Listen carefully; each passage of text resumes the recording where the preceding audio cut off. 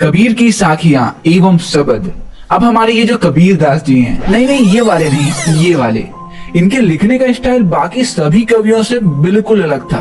तो कबीर दास जी की दोहों के प्रकार दो दो लाइनों में लिखी रचनाओं को हम साखियां कहते हैं, और 4 या उससे ज्यादा लाइनों वाली रचनाओं को हम प्यार से शब्द कहते हैं। वैसे गुस्से में भी शब्द ही कहते हैं। खैर, हमारी पहली साखी में कबीर दास जी मनुष्यों को हंस के साथ कंपेयर करते हुए कहते हैं, मान सरोवर सुभर जल हंसा केली कराही, मुक्ता फल मुक्ता चुगे अब उड़ी अनंत न जाही।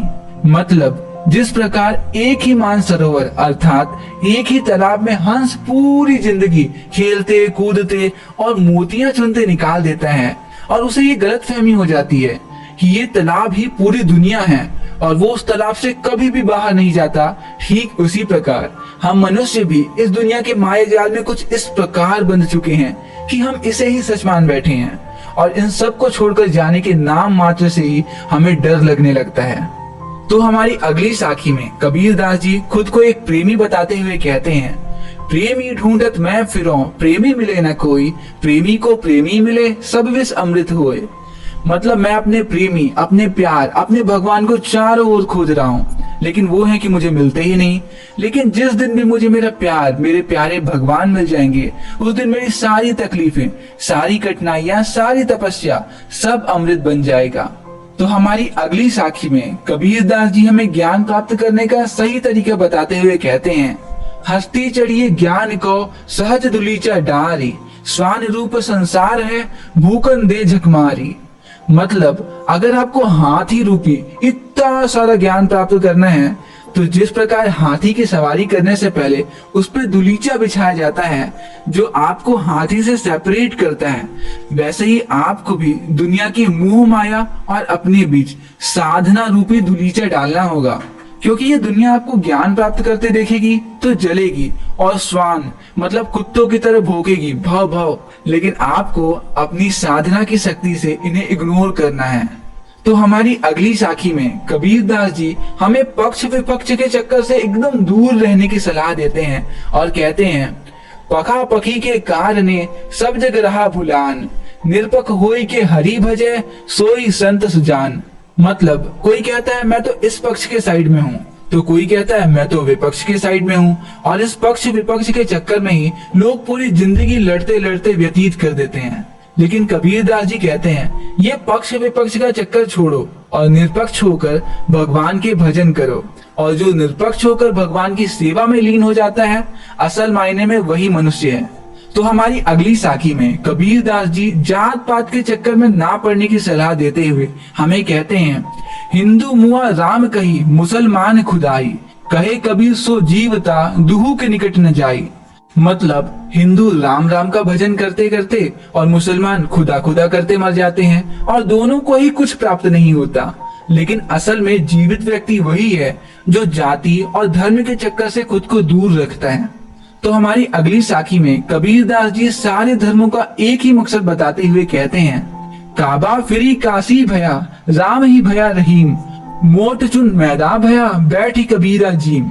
मतलब कबीर दास जी कहते हैं, चाहे आप मुसलमानों के तीर्थ स्थल काबा जाओ या फिर हिंदुओं के तीर्थ स्थल काशी, चाहे आप राम जपो या रहीम, जब दोनों का ही नाम जपने से आपको उस एक ही ईश्वर की प्राप्ति हो रही है, फिर तो हिंदू मुसलमान राम रहीम सब एक ही है ना।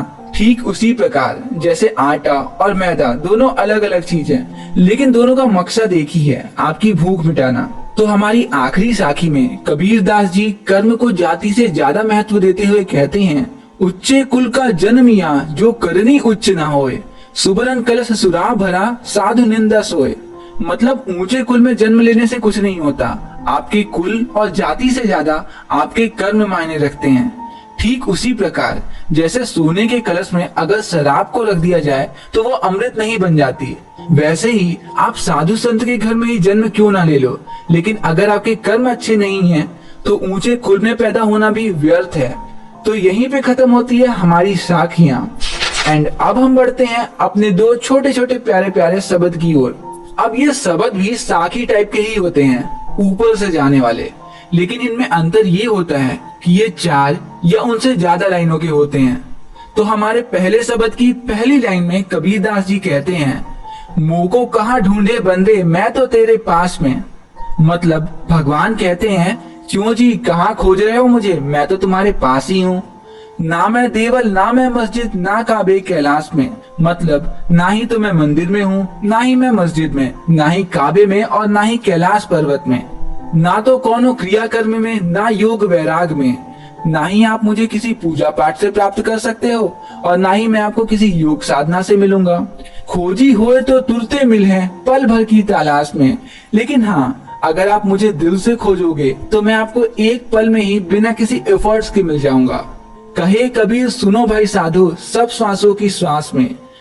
और कबीरदास जी बताते हैं, भगवान कहते हैं मैं कहीं और नहीं, मैं तो आप सभी की हर एक सांस में हूँ। तो हमारे इस शब्द में कबीरदास जी हमें ये समझाने की कोशिश की कि हमें भगवान को खोजने की जरूरत नहीं, क्योंकि वो हम सभी के अंदर पहले से ही विराजमान है।